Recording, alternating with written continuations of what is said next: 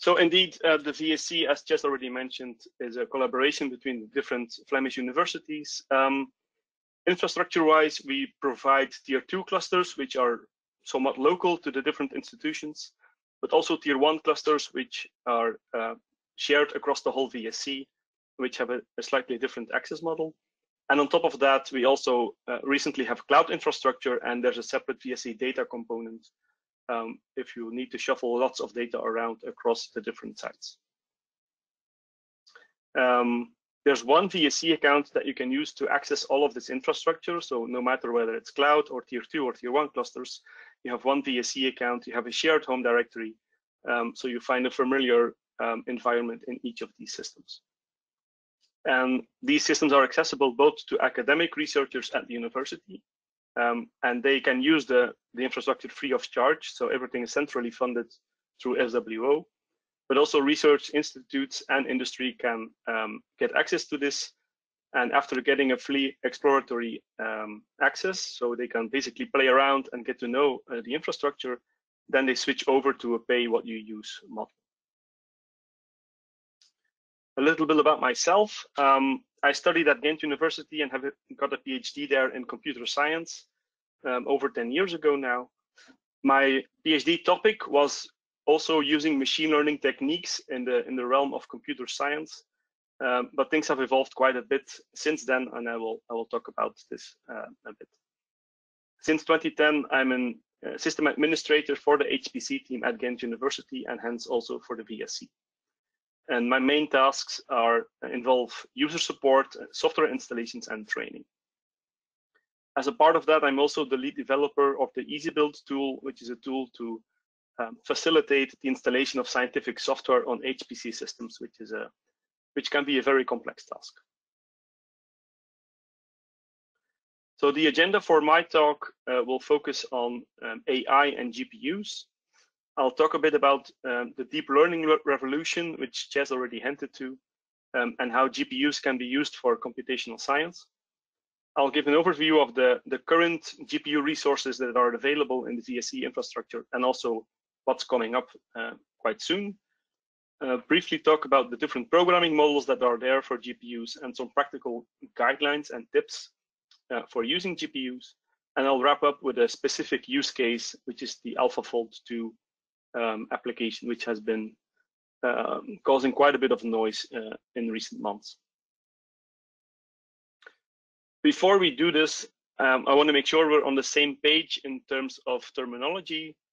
So I'll briefly explain what a GPU is. So a GPU is short for graphical processing unit, and it's basically the same thing as a video card in your laptop or workstation or whatever. So the part that's responsible for showing stuff on the screen. In the context of scientific computing, it's more used as a coprocessor or an accelerator. So it's used to more quickly execute certain types of computations. And it's very good at that if the type of computations are a good fit for the hardware that is provided on these GPUs. And that mostly involves processing large blocks of data and doing that in parallel across the lots of cores that a GPU provides. Originally, GPUs were created mainly for computer graphics and video processing, so things like CGI in movies. They were very helpful there. And thanks to that very big market and also the video gaming market, there was a lot of attention and a lot of money in producing GPUs.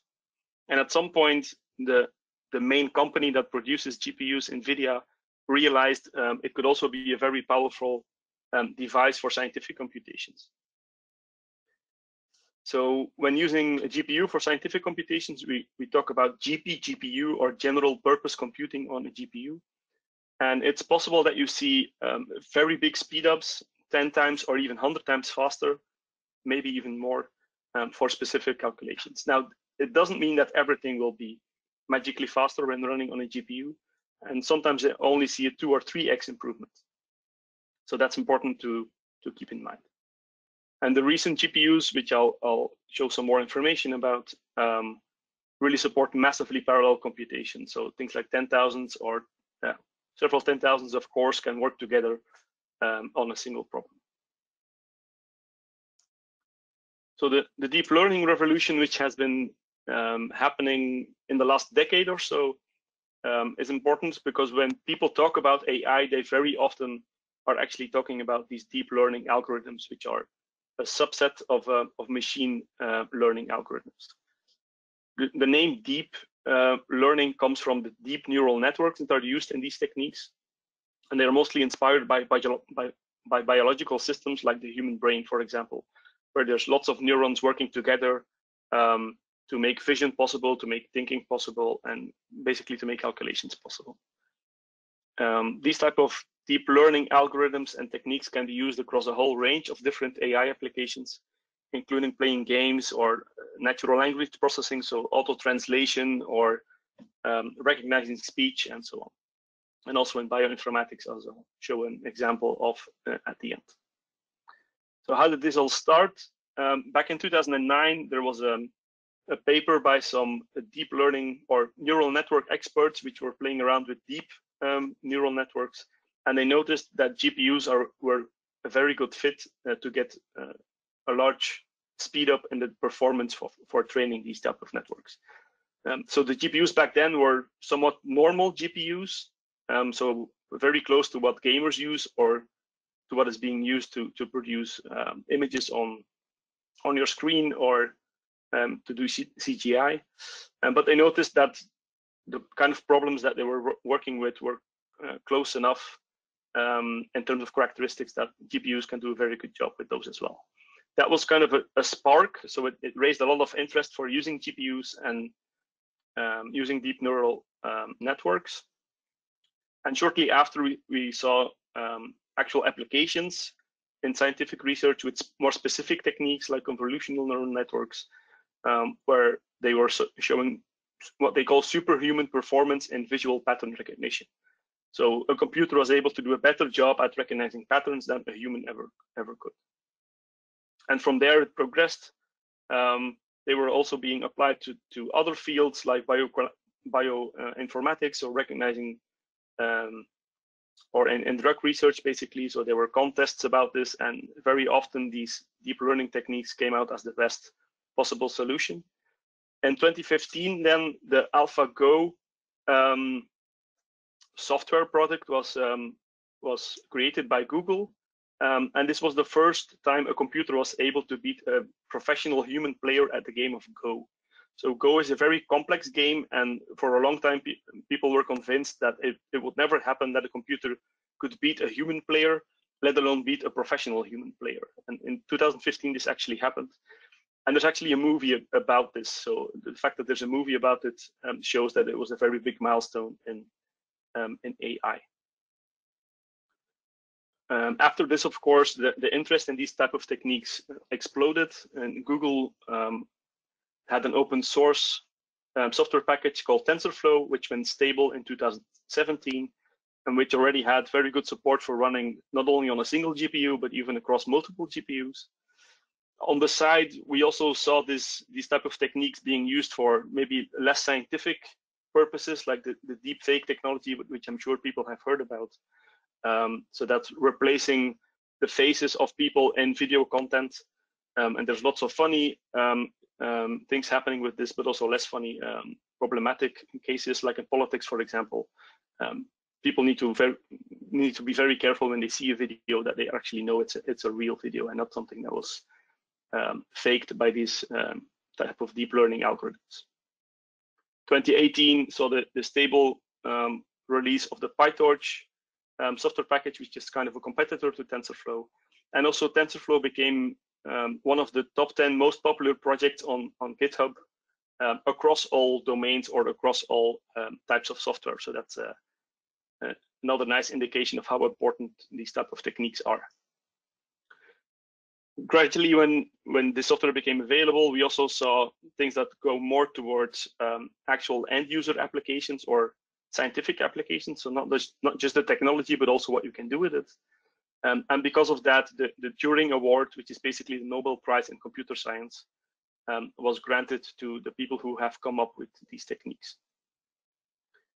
In terms of actual applications, very recently, the AlphaFold software, again by Google, by the Google DeepMind team, showed that they were able to get very high accuracy in protein structure prediction, and I'll explain that a bit more at the end. And very recently, actually last week, the same team announced that they were also applying these type of techniques to very different fields like weather prediction and rain prediction, for example. And there's links in the slides where to the actual articles, which are usually in Nature, that provide more information about this. So how did this all happen, or why did this all happen? It's mostly a combination of two factors that sort of enhanced each other. So on one side, there's the explosion of available data, so the big data problem, and the data science techniques that come along with it. So people were very easily able to get lots of data, sensor data from a driving car, for example, or data from the internet, Facebook, Twitter, all these companies. But the data is not what they're interested in. They actually want to extract patterns, extract information from this data. And they were looking for techniques that were able to do that. These deep learning techniques are a good fit for that. In fact, they actually need a lot of data to be able to do a good job. So the more data you have, the more good data you have. So the quality of the data is very important as well. The better the models that are a result of these deep learning techniques become. And in some cases, it's even possible to generate more data on the fly, like with the AlphaGo software that was playing the Go game. They were basically playing games within the computer without any humans being involved. So they just implemented the rules of Go, and the computer played thousands, hundreds of thousands of games and learned from that how to best win a game. So gradually it became stronger just by playing with itself. Also the wealth of data, if there's very good and lots of well-labeled data available, it can really enable scientific breakthroughs, as is the case with AlphaFold. And then next to this, you also had these GPUs that became available, which were very capable of doing scientific calculations. And the fact that they are very well suited for running deep learning algorithms. So deep learning was becoming interesting, and there were very fast devices out there that helped with building these models really fast and building really big models. So there's definitely an interaction there as well. And next to this, there's algorithms, there's open source software like TensorFlow and PyTorch, which helped a lot, of course. Focusing on the GPUs a bit more, so these can be used in a broader setting than only AI or deep learning. But it's really NVIDIA, so the NVIDIA company that was behind the revolution that happened here. So back in 2008, so shortly before the deep learning hype started, they started producing or selling GPUs that are well suited for scientific computations. In most cases, they don't even have a video board anymore, so you can't even use them to put in a computer and play games with. But they really had specific features that are focused on scientific computations, like support for double floating point, more GPU memory, so tens of gigabytes of GPU memory, which are very important for some type of problems. A fast interconnect between multiple GPUs, even across nodes, so you can combine the power of multiple GPUs to do really big calculations. I'll get back to the A100s a bit later. So this helped spark the deep learning revolution, mostly because there's a big speed up that is possible. Certainly for deep learning, it's possible to speed up these type of computations. And as a result of that, it had a big impact also on HPC systems. So basically, when we're purchasing a new supercomputer, people were very easily convinced to also put a lot of GPUs in there because they really helped for certain types of problems. And especially in the US labs, there was a lot of focus on building really big systems with thousands of GPUs in them. The downside, perhaps a bit, and that was what held some people back in actually using or buying GPUs, is that the software, the scientific software that already existed, took a bit of time to be able to make good use of GPUs. So for deep learning, it was very clear. But for other types of scientific software, it took several years to actually catch up and be able to make good use of these GPU resources. So what's available currently within the VSC in the Tier 2 clusters? So basically at all 4 hubs, there are GPUs available in different sizes and different flavors. In Brussels, they were an early adopter for GPUs, so they've had 12 of these NVIDIA K20 GPUs available for quite a long time, and they are still there. They're certainly in today's terms or today's context, they're a bit limited since they only have 6 GB of GPU memory, which is for a lot of problems a bit limited. But for certain things, they're certainly still useful. They also have some newer P100 GPUs, a limited amount, only 8, spread across 4 nodes. In Leuven, they also bought some P400 GPUs and a big bunch of them. So they have 20 nodes, each of which has 4 of these P100 GPUs. And you can submit jobs that only use one of them, of course. And again, also a fast interconnect between these nodes. So if you want to do bigger things, that's certainly possible. From there, it just progressed. It became clear that the researchers using the VSC infrastructure were able to use these GPUs well, and the demand for more GPUs increased. So not only were the newer generations like the V100 purchased, but also more of them were purchased as things progress. And there's more coming very soon in terms of GPU resources as well. So this is a high-level overview of how these resources are used within the VSC. So the graph shows the number of GPU hours that are consumed per month since early 2018, and you can see that both the usage increases and also the availability of GPUs increases. So very soon we'll probably break 100,000 GPU hours per month that are consumed. And as you can see, there's definitely room here and there. So it's not like when you submit a GPU job, it will have to wait for 3 weeks until it starts. Every now and then, there's certainly gaps in there and available resources that can almost start your jobs instantly. In terms of software, there's a big variety. So it's not only AI workloads like PyTorch or TensorFlow or things that sit on top of that, like AlphaFold also does, but also in bioinformatics and computational chemistry, or even people writing their own custom C++ or CUDA code, or using Python libraries that can make a good use of GPUs. We see a big mix of different things, and that's very good from the point of view of the VSC.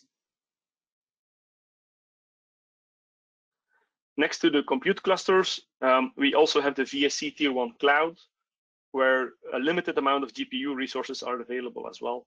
So the cloud environment is quite different. You don't submit jobs there, but you basically manage your own virtual machines.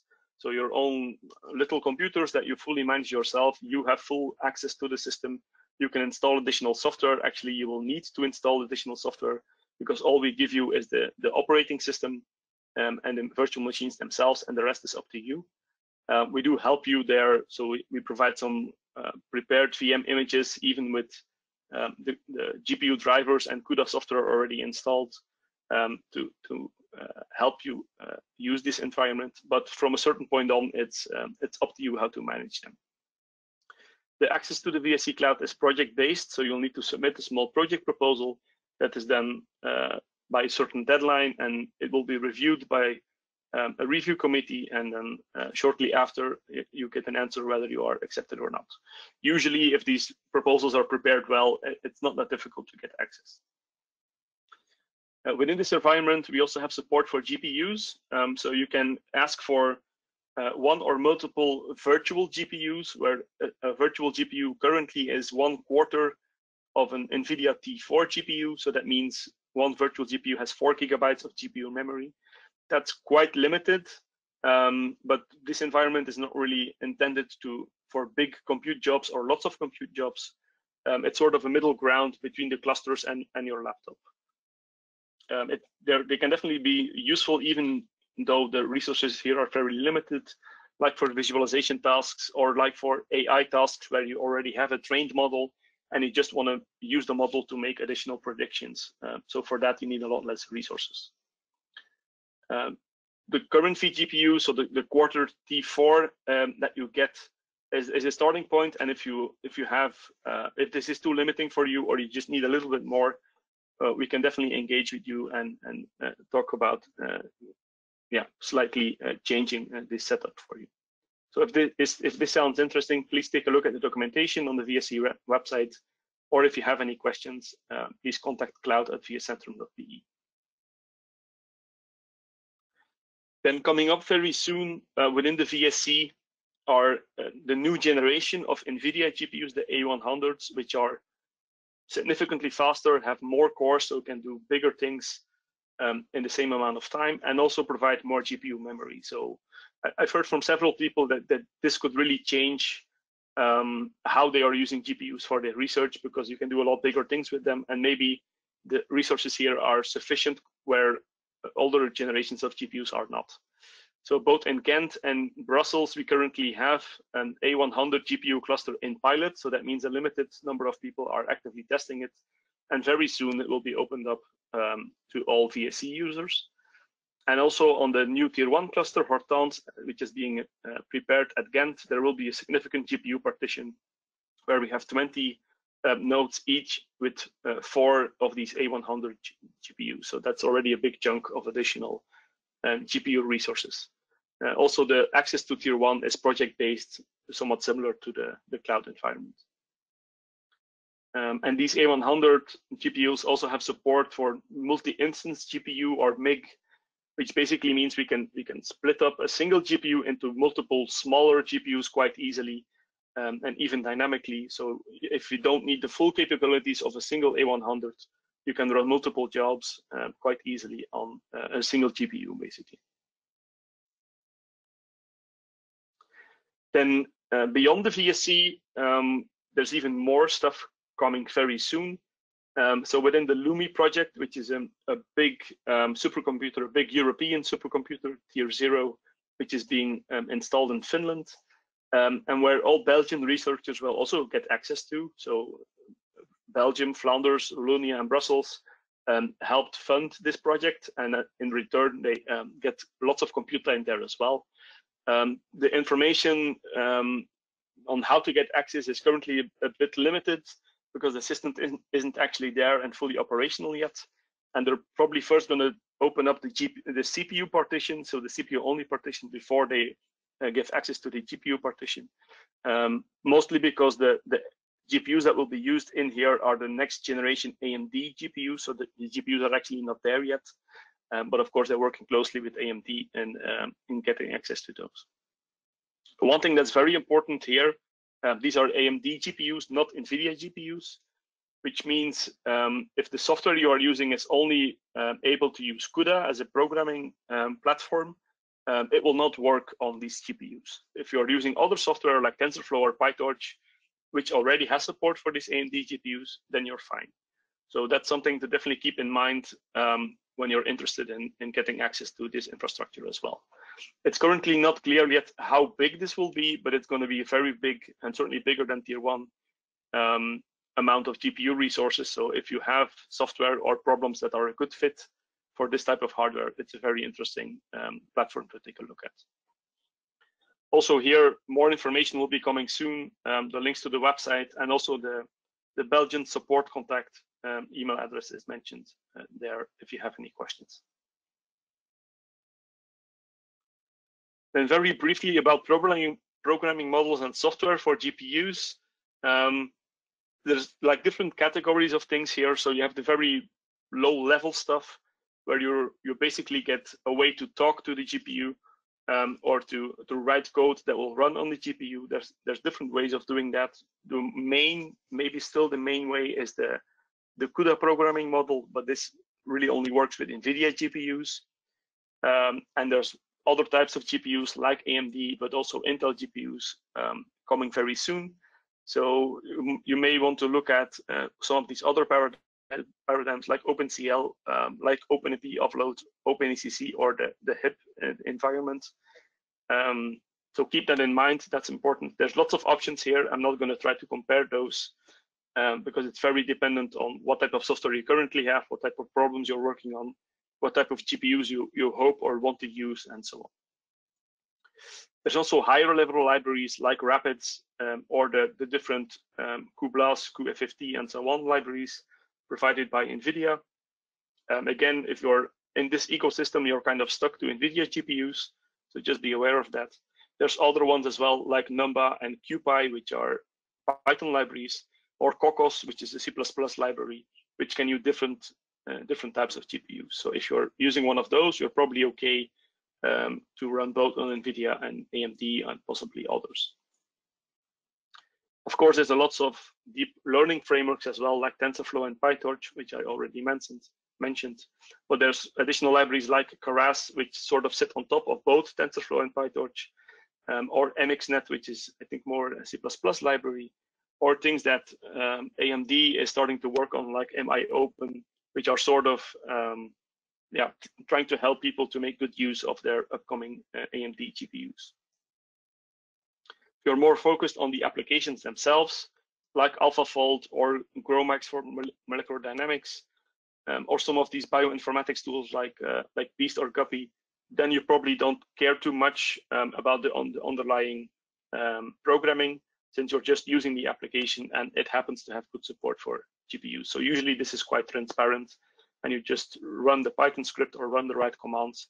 It finds the GPUs if they are there, and it tries to use them. The common denominator across all of this that we certainly see is that there's most of this software is either written in C++, or the libraries are written in C++, and then there's some Python glue on top of that.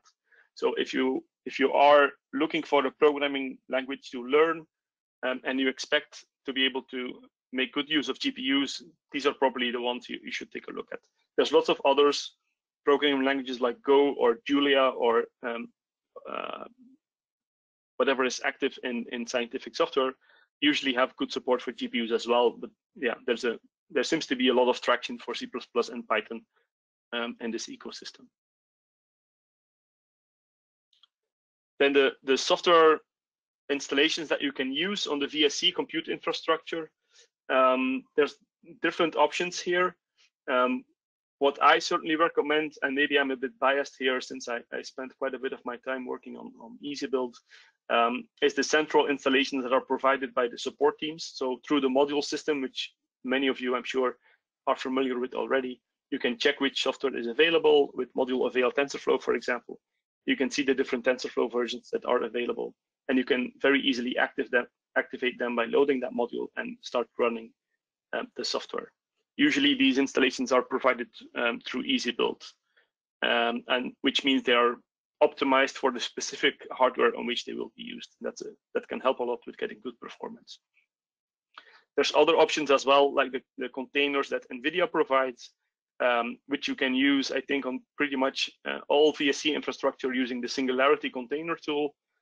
You can probably find more detailed information in the VSC documentation on this, on how to use Singularity and maybe even how to use these NVIDIA containers.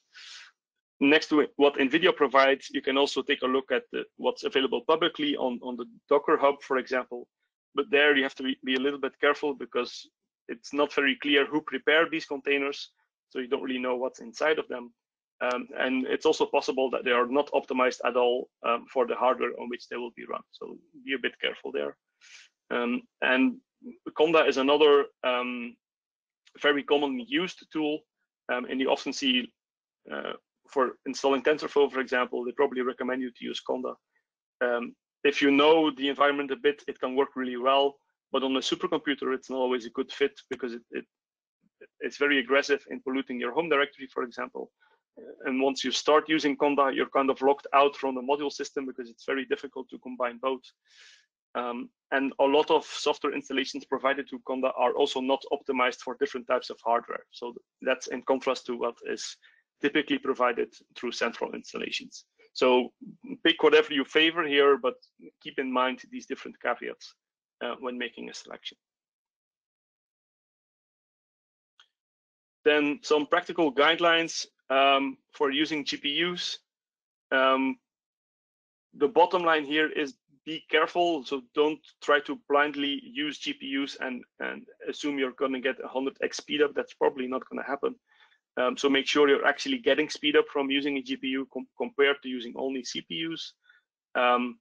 Try to ensure that you're actually using the capabilities of a GPU, certainly with these more powerful GPUs like A100, where you have lots of memory. Make sure you're actually using those resources. If not, it's probably better to fall back to an older type of GPU, and you're probably going to get the same speed up. Start slow, so start with a single GPU, make sure you're getting speed up there before you try to use multiple GPUs.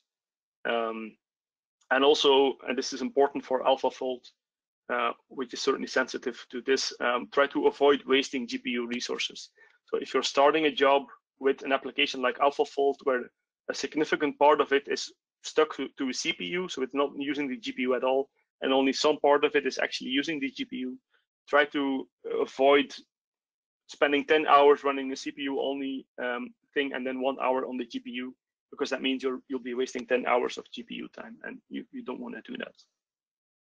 And if you're concerned about moving beyond NVIDIA GPUs, so for example, using the Lumi resources, you need to keep in mind how portable your workload is as well. So is it using CUDA, then you're probably stuck to NVIDIA. If it's using another programming platform, then you may be able to jump around to other systems. If all of this is too complex, or you're having trouble in making sure that things are working well for you or working optimally for you, please don't hesitate to get in touch with the VSC support teams. You can find the contacts on this URL. And then very briefly to wrap up, I want to focus a little bit more on the AlphaFold tool, because this is not my domain, but apparently this is a big revolution in bioinformatics. So it's a problem that people have been working on for a very long time. And according to Google itself, at least, they are solving a 50-year-old grand challenge in biology by using deep learning techniques. So what AlphaFold does, it makes predictions of how proteins will fold in a 3D structure. And all it gets as input is basically a sequence of amino acids that are used in this protein. So how it does that is there's lots of magic behind this, and I will not try to explain this, but you can see the different characteristics here. So it has a large data set of examples. Actually, the data set is over 2.5 terabytes, and you need to be a little bit careful where you put it. If you just put it on the hard drive of your laptop, if you have enough space, it's probably gonna kill your hard drive in a couple of weeks just by how it accesses the data. So you need to be a bit careful.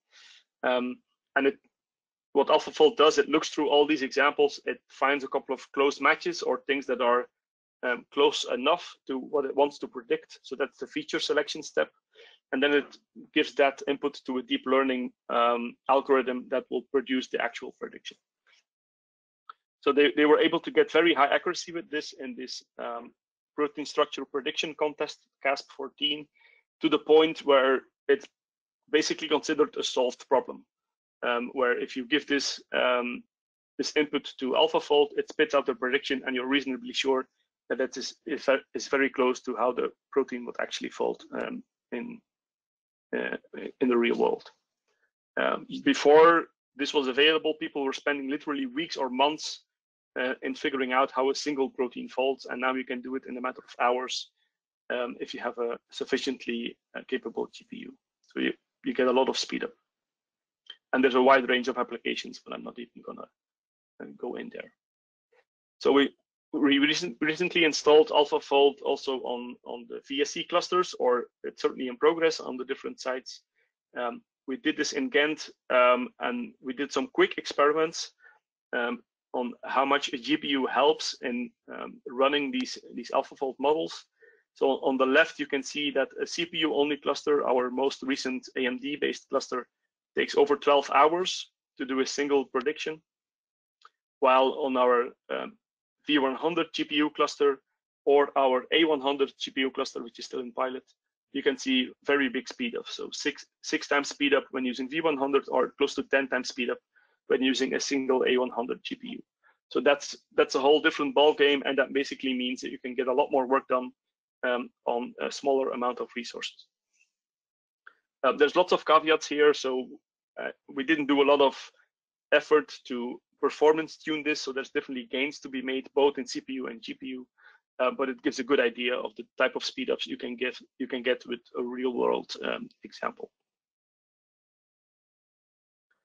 The small movie here. So what AlphaFold does, it gradually refines the prediction as it does the training. and you can see it sort of stabilizes at some point and has a good idea of how things will look like. And it not only gives you the prediction itself, it also gives you a confidence level of how sure it is that the prediction is of high quality. So on the right-hand side, you can see a folded protein, how it looks like in 3D. And the blue parts are basically where AlphaFold indicates, I'm pretty sure this is how it will look like.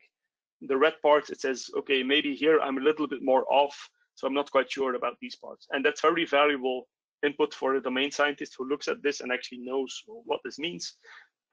So they also understand why the red parts are harder to predict, because there's more variation there and things like that. So not only do you get a prediction, but you also get additional insight into that prediction, which is an important aspect. So more information here, lots of links to click. If this interests you, I definitely recommend to take a look at some of these videos and blog posts that unveil more what's going on here and how it's done and why it's important. And to wrap up, I want to thank several VSC colleagues for their input into the content of this presentation, and also Jasper at VSC Ghent, who helped a lot with making sure I'm not saying too many stupid things about AlphaFold. And to complete, I have some links for more information about the VSC and GPUs in general.